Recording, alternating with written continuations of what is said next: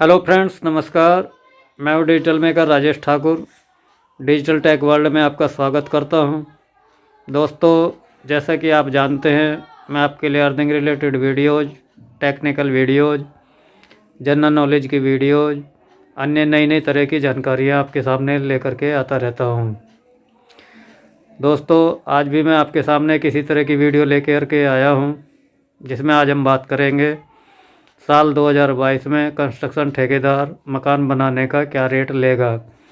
यानी जब हम अपना मकान बनवाएंगे तो उसमें हम ठेकेदार को क्या रेट दे सकते हैं, क्या रेट हमें देना चाहिए, कहीं हमें से ठेकेदार ज़्यादा रेट तो नहीं ले रहा है।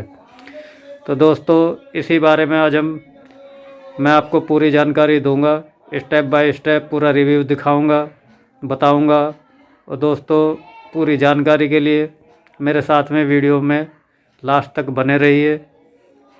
तो दोस्तों, देरी ना करते हुए वीडियो में आगे की तरफ बढ़ते हैं। दोस्तों, भारत के अंदर 3 कैटेगरीज में मकान बनाए जाते हैं, जिसमें पहले नंबर पर ए टाइप के मकान आते हैं, जो आपके लग्जरी मकान होते हैं। इनमें आपका टोटल जो मटेरियल होता है वो ब्रांडेड मटेरियल लगता है। सेकंड नंबर पर आता है दोस्तों आपका बी टाइप के मकान। बी टाइप के मकान आपका स्ट्रक्चर बिल्डिंग में खड़े होते हैं, कॉलम पे, बीम के ऊपर आरसीसी पीसीसी वर्क उसमें ज़्यादा होता है, जिनमें एमआईजी लेवल के मकान आपने देखे होंगे, यूज करते होंगे, रहते होंगे। फ्लैट्स बनते हैं, वीआईपी फ्लैट्स बनते हैं। तो इस तरह के जो मकान होते हैं दोस्तों, वे आपके बी टाइप के मकान में की कैटेगरी में आते हैं। तीसरे नंबर पर आता है दोस्तों आपका सी टाइप के मकान। सी टाइप के मकान में ईंटों के चिनाई करके, उनका प्लास्टर करके, उनके ऊपर स्लैब कास्टिंग की जाती है, जिसमें आरसीसी पीसीसी का काम जो होता है वो नाम मात्र का होता है। आरसीसी स्लैब ढलती है, ज़्यादा उसमें कॉलम बीम का काम नहीं होता, जिसे हम लोड बेरिंग छत भी कह सकते हैं, सीलिंग भी कह सकते हैं, लोड बेरिंग का मकान भी कह सकते हैं, उसको लोड बेरिंग भी बोलते हैं। तो ये 3 तरह के काम होते हैं दोस्तों, 3 तरह के मकान होते हैं, और उनके उसी तरह से अलग अलग क्वालिटी के आधार पर रेट भी होते हैं। तो दोस्तों, सबसे पहले इसमें आगे बढ़ने से पहले मैं आपको बताना चाहूँगा कि जब हम किसी भी ठेकेदार को काम का ठेका देंगे तो उसमें सबसे पहले दोस्तों हमें अपने प्लॉट का जो साइज़ है, एरिया है, वो कितने स्क्वायर फीट का हमारा प्लॉट है या कोठी बनानी है, हमें जितनी भी बिल्डिंग हमें बनानी है उसका हमें एरिया पता होना चाहिए। आपका जो प्लॉट का एरिया है 1000 स्क्वायर फीट का है, 1500 स्क्वायर फीट का है, 2000 स्क्वायर फीट का है, 5000 स्क्वायर फीट का है, या 10,000 स्क्वायर फीट का, कितने का भी हो सकता है, तो वो हमें पता होना चाहिए। उसके बाद में दोस्तों हमें 1 मंजिल मकान बनाना है, 2 मंजिल मकान बनाना है, या 3 मंजिल बनाना है, उसी के आधार पर उसका रेट डिसाइड होता है। अगर दोस्तों आपका एरिया ज़्यादा है, 2000 स्क्वायर फीट है, 5000 स्क्वायर फीट है, 10,000 स्क्वायर फीट है एक फ्लोर का, तो हो सकता है रेट आपके कम रेट में भी ठेकेदार काम कर सकता है, क्योंकि उसमें जो आपकी क्वांटिटी है वो ज़्यादा हो रही है। ज़्यादा क्वांटिटी में कम रेट में भी ठेकेदार काम कर सकता है, लेकिन इतने कम में भी नहीं करेगा कि आप बिल्कुल ही कम बोलोगे तो वो नहीं करेगा, लेकिन कुछ चीप हो सकता है। और जितना आपका एरिया थोड़ा होगा, कम होगा, उतना ही रेट उसमें ज़्यादा हो जाता है। मान लिया आपका 500 स्क्वायर फीट का कवर्ड एरिया है, तो उसमें आपका रेट जो है ज़्यादा होगा। दूसरा, आपके भौगोलिक की स्थिति के आधार पर भी इसके कम ज़्यादा रेट होते हैं।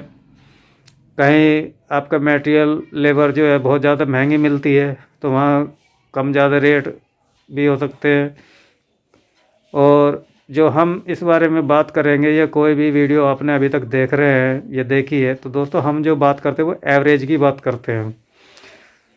उसमें जो भी एवरेज आता है उससे हम आगे भी जा सकते हैं और पूरा भी हो सकता है। तो दोस्तों, इसी के मैं आपको पूरी डिटेल बताता हूँ। आज हम बात करते हैं आपके बी टाइप के फ्लैट के बारे में, जिसका हम एरिया लेके चलते हैं 1000 स्क्वायर फीट मेरा कवर्ड एरिया है। इसके बारे में हम बात करते हैं। दोस्तों, कंस्ट्रक्शन ठेकेदार के जो रेट होते हैं वो दो तरीके से होते हैं। एक होता है विद मटेरियल, जिसमें आपका ठेकेदार पूरा सामान, पूरा मटेरियल, लेबर सब कुछ ठेकेदार लेके आता है। उसमें आपको कोई सामान उसको नहीं देना होता है। इसमें चाहे आप ए टाइप के मकान बनाएं, चाहे आप बी टाइप के मकान बनाएं, चाहे आप सी टाइप के मकान बनाएं, ये तीनों में एक ही नियम ये लागू होता है। इसमें दोस्तों विद मटेरियल में जो आपका ए टाइप के मकान का जो रेट होता है वो आपका 1500 से 1800 रुपये पर स्क्वायर फीट का होता है। बी टाइप के मकान में दोस्तों आपका 1150 से 1400 रुपये पर स्क्वायर फीट का रेट होता है। और सी टाइप के जो मकान होते हैं उसमें आपका 850 से 1100 रुपये पर स्क्वायर फीट का रेट होता है।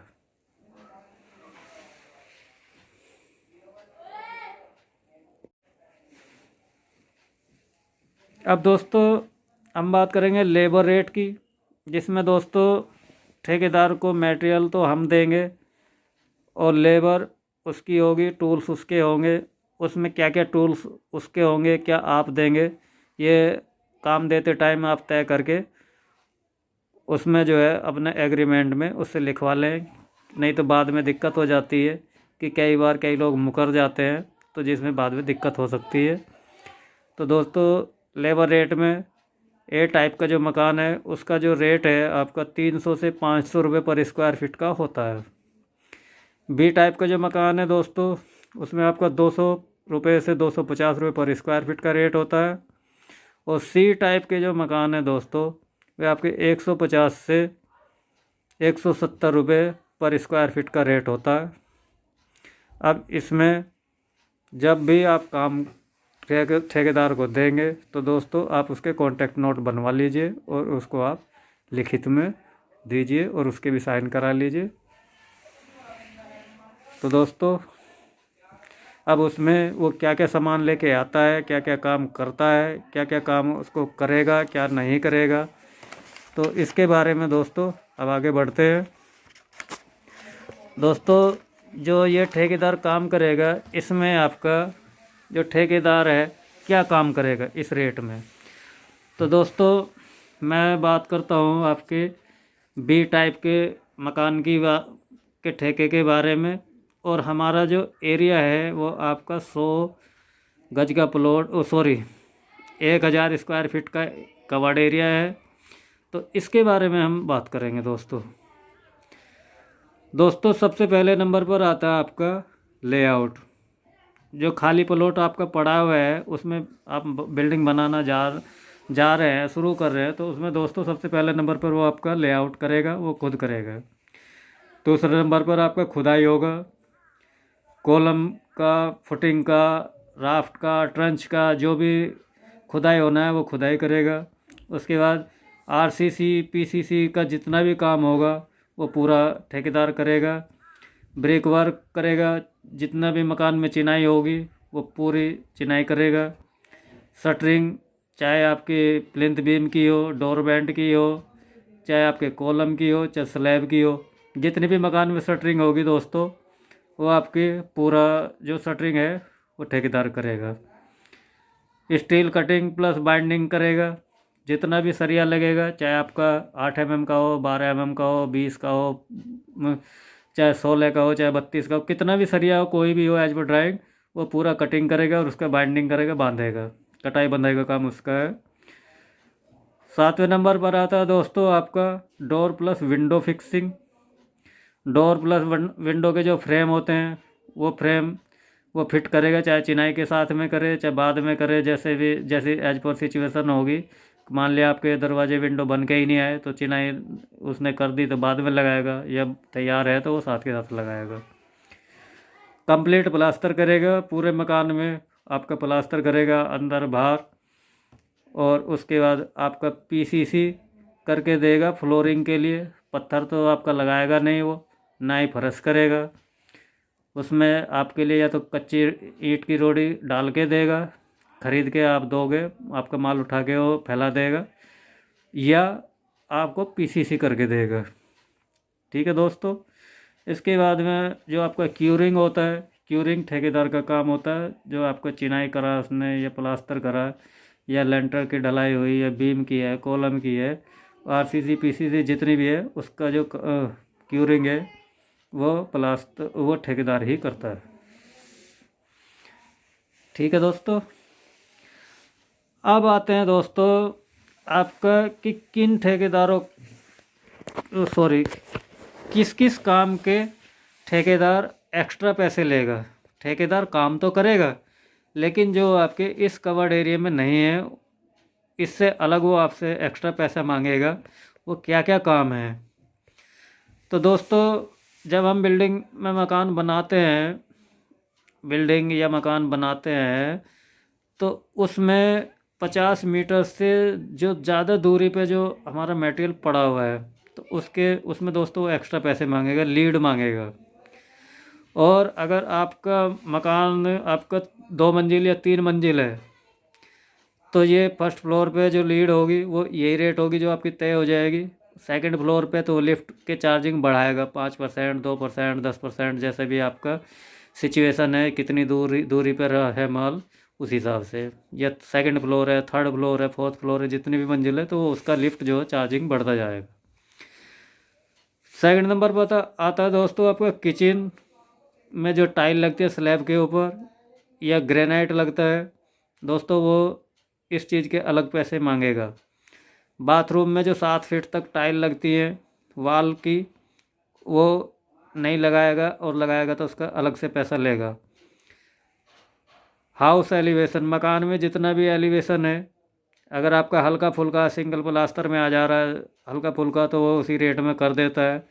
अगर ज़्यादा डिजाइन है मकान में, तो उसका अलग से पैसा लेगा, और उसको आपको तय करना होगा। और आपका 5वें नंबर पर आता है दोस्तों आपका पैराफिट्स। छत के ऊपर जो 3 फुट की जो दीवार होती है, 4 इंची की लगाते हैं ज़्यादातर, तो वो जो दीवार को पैराफिट बोलते हैं दोस्तों, वो उसके पैसा एक्स्ट्रा लेता है। 6ठे नंबर पर आता है दोस्तों आपका मटखस का, या छत की टाइल जो छत पे होती है ऊपर टॉप में, वो वाली जो टाइल होती है, जो मिट्टी डाल के फिल करके भराव करके जो लगाते हैं, वो जो है उसमें नहीं आता है, उसका पैसा वो एक्स्ट्रा लेता है, अलग लेता है, तो आप तय कर लीजिए। उसके बाद में आता है दोस्तों वाटर प्रूफ वाटर टैंक और उसका फाउंडेशन। अगर आप पानी की टंकी बनवाओगे या फाउंडेशन बनवाओगे उसका, तो वो उसके अलग पैसे लेगा। मेन गेट के अलग पैसे लेगा। सेफ्टी टैंक बनवाते हैं आप, सेफ्टी टैंक के अलग पैसे लेगा। ड्रेन बनवाते हैं तो उसके अलग पैसे लेगा। और आपका जो अलमारी है चिनाई करके आप बनवाते हैं, वो आपका इस कवर्ड एरिया में नहीं आता। इन सब कामों के वो एक्स्ट्रा पैसे आपसे चार्ज करेगा। कई ठेकेदार कई काम में इसी में शामिल कर लेते हैं कि हाँ जी हम ये काम कर देंगे इसी रेट में। कई ठेकेदार इनमें से कई आइटम्स के अलग रेट लेते हैं। स्टेयर केस भी आता है, तो उसमें ज़्यादा डिजाइनिंग है तो उसमें कई ठेकेदार स्टेयर केस के भी अलग लेते हैं। तो दोस्तों इसमें वो क्या काम करते हैं क्या नहीं करते हैं, क्या इसी में एडजस्ट है, जब आप एग्रीमेंट बनवाएंगे तो दोस्तों इन सब कामों की आप डिटेल अच्छी तरह से लिख लें, और जिससे आपका बाद में दिक्कत ना हो। अब दोस्तों, अब वो क्या क्या टूल्स लेके आएगा, क्या क्या अपना सामान लेके आएगा, क्या उसमें हमें देना है, क्या वो अपना लेके आएगा।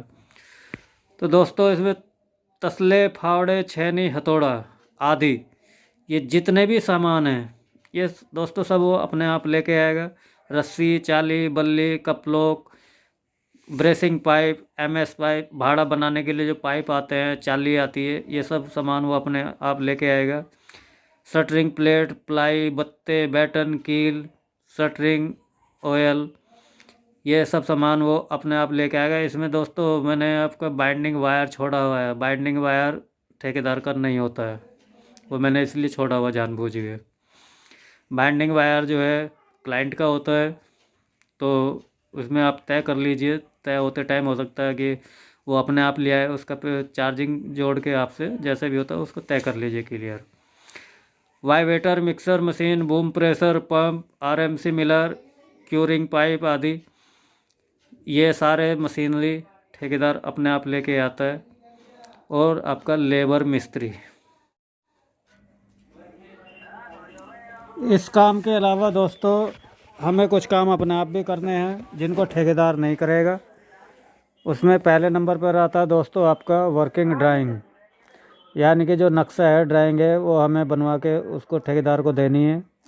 दूसरे नंबर पर आता है दोस्तों आपका बिजली पानी। बिजली पानी हमें ठेकेदार को हमें देना है, चाहे उसको समरसेबल बोर करा के दें, चाहे टैंकर की व्यवस्था करें, या जनरेटर से दें, या आपके यहाँ लाइन खींची हुई है, जैसे भी है। नंबर 3 पर आता है दोस्तों आपका बार बाइंडिंग वायर। आपका बार बाइंडिंग वायर जो होता है वो आपका जो है ठेकेदार का नहीं होता है, वो हमें देना होता है। नंबर 4 पर आता है दोस्तों आपका इलेक्ट्रिक वर्क। जो आपका बिजली कंड्यूटिंग है, वायरिंग है, बिजली का जो काम है वो हमें कराना होता है, दूसरे ठेकेदार से कराना होता है, कंस्ट्रक्शन वाला नहीं करता है। प्लम्बर का काम है, प्लम्बर करेगा, जो कंस्ट्रक्शन ठेकेदार नहीं करता है। वुड वर्क है, जो दरवाजे विंडो के जो पल्ले हैं, सनमाइका वगैरह जो भी काम है वो कारपेंटर करेगा, उसको कंस्ट्रक्शन ठेकेदार नहीं करेगा। नंबर 9 पर आता स्टोन ग्रेनाइट। आप पत्थर लगवाते हैं, टाइल लगवाते हैं दोस्तों, वो जो है दूसरा ठेकेदार करेगा, कंस्ट्रक्शन ठेकेदार नहीं करेगा। पीओपी का काम है, पीओपी वाला करेगा। फॉल सीलिंग है, उसको दूसरा ठेकेदार करेगा। नंबर 10 पर आता है आपका वाटर प्रूफिंग। वाटर प्रूफिंग का जो काम है दोस्तों उसको दूसरा ठेकेदार करेगा। बैक फिलिंग है, जो मिट्टी का भराव होता है प्लिंथ लेवल तक, जब चिनाई हो जाती है हमारी या प्लिंथ बीम डल जाता है, वो जो मिट्टी भराव होता है वो हमें करवाना होता है। रेलिंग, जो रेलिंग का काम है वो दूसरा ठेकेदार करेगा। पेंटिंग का भी दूसरा ठेकेदार काम करेगा। तो दोस्तों ये सब काम हमें या तो खुद करने होते हैं या किसी दूसरे ठेकेदार से करवाने होते हैं। तो दोस्तों अब हम पेमेंट की बात करेंगे कि ठेकेदार को किस स्टेज पर कितना पेमेंट देना है, जिससे उसके पास ज़्यादा पैसा ना चला जाए। अगर हमने ज़्यादा पैसा दे दिया तो ठेकेदार इधर उधर चला जाता है, हम उसका चक्कर काटते रहते हैं, उसमें दिक्कत होती है, या भाग भी जाते हैं ज़्यादा पैसा लेके। तो काम बीच में छोड़ दिया, फिर उसको ढूंढते रहो, जब उसका मन होगा जब करेगा, जब नहीं होगा तो नहीं करेगा। दोस्तों अब वो क्या काम उससे करना है, किस रेट में करना है, क्या काम नहीं करेगा, इसका पूरा एग्रीमेंट बनवा लें और उसमें टाइम पीरियड भी डाल दीजिए कि अगर आप इस टाइम तक इसको कर देंगे तो ठीक है, और अगर आप इसको इस टाइम तक नहीं कर पाते हैं तो आपके ऊपर क्या पेनल्टी होगी।